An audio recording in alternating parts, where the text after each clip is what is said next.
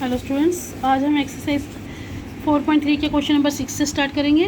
Question number 6 है, the diagonals of a rectangular field is 60 metre more than the shorter side. If the longer side is 30 metre more than the shorter side, find the sides of the field. वो कह रहे हैं एक rectangular field है, हमने ले लिया इसकी शॉर्टर साइड एक्स है, तो वो कह रहे हैं डायगोनल जो है वो 60 मीटर ज़्यादा है, प्लस 60 कर दिया। लॉन्गर साइड इससे 30 मीटर ज़्यादा है तो प्लस 30 कर दिया। ये हमारे पास इस ट्रायंगल के तीनों साइड्स आ गई। अब क्योंकि ये रेक्टेंगल है तो ये एंगल 90 डिग्री का होगा। रेक्टेंगल के सारे एंगल 90 डिग्री के होते हैं। इस ट्रायंगल में अगर ये 90 डिग्री का एंगल है तो ये इसके सामने की साइड हाइपोटेन्यूज हो जाएगी। हम पाइथागोरस थ्योरम लगाएंगे, hypotenuse square is equal to perpendicular square plus base square. Hypotenuse ये दिया है, परपेंडिकुलर और बेस की वैल्यू सब्स्टिट्यूट की। ए प्लस बी का whole square, A square plus B square plus 2ab, A square plus B square plus 2ab। ये X square as it is. इनको solve किया, आपके पास ये क्वाड्रेटिक इक्वेशन बनी और टू फैक्टर्स आए 90 और -30। -30 को हम इग्नोर कर देंगे क्योंकि रेक्टेंगल की साइज माइनस में नहीं होंगी। एक्स क्या आ गया 90, एक्स क्या लिया था हमने शॉर्टर साइड, वो 30 हो गई। लॉन्गर साइड उससे 30 ज़्यादा है तो प्लस 30 कर लिया, 120 हो गई।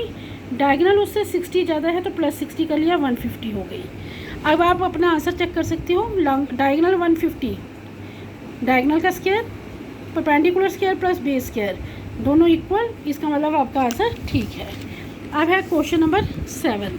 क्वेश्चन नंबर 7 है, the difference of squares of two numbers is 180, the square of the smaller number is 8 times the larger number, find the two numbers.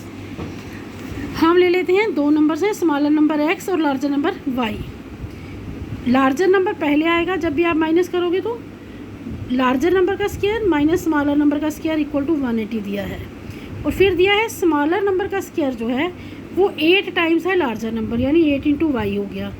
X square 8y है तो यहाँ पर सब्स्टिट्यूट कर दो, सारी y में बन गई क्वाड्रेटिक इक्वेशन। इसको यहाँ ले आओ, फैक्टर्स बनाकर y की वैल्यूज़ चाहे क्वाड्रेटिक फार्मूले से चाहे फ्रैक्शन मिडल टर्म स्प्लिट करके। y की 18 और -10 टू वैल्यूज़ निकली।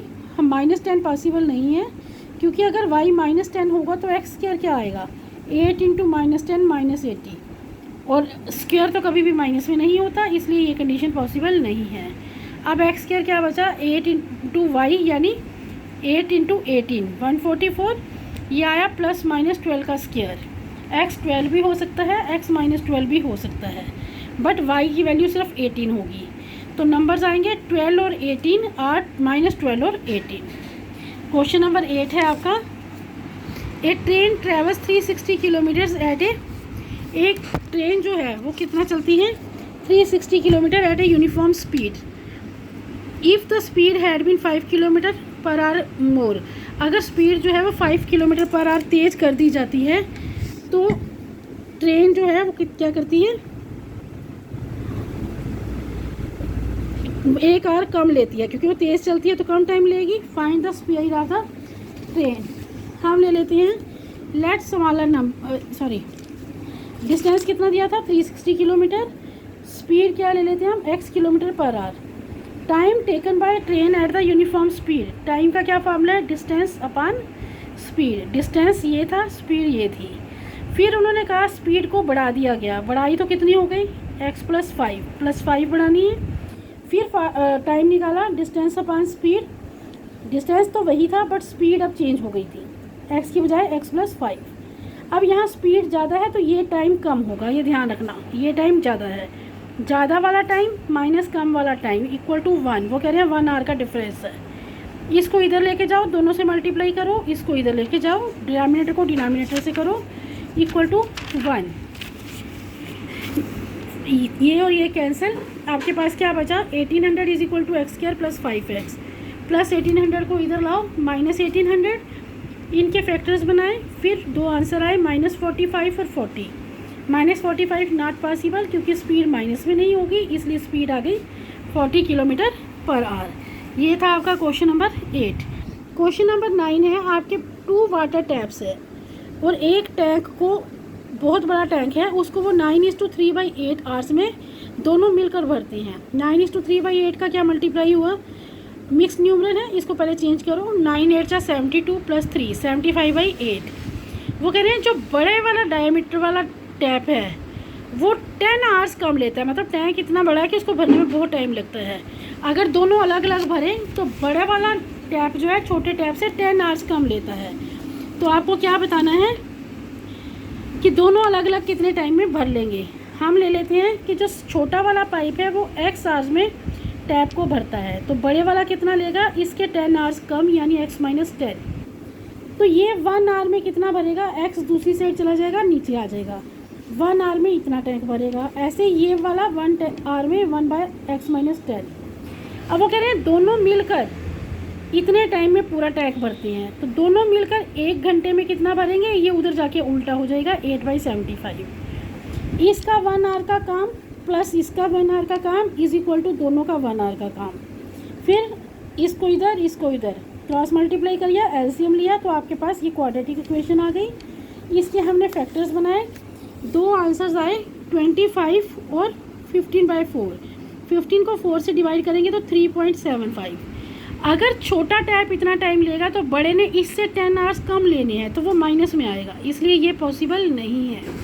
छोटा टैंक 25 आवर्स लेगा, बड़ा लेगा 25 माइनस 10 15 आवर्स, यानी दोनों टैप में कितना है, फर्स्ट का 25 आवर्स और सेकंड का 15 आवर्स।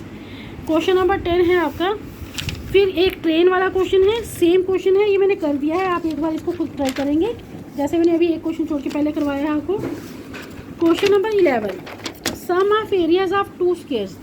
2 स्क्वायर्स दिए हैं, दोनों का एरियाज का सम है 468।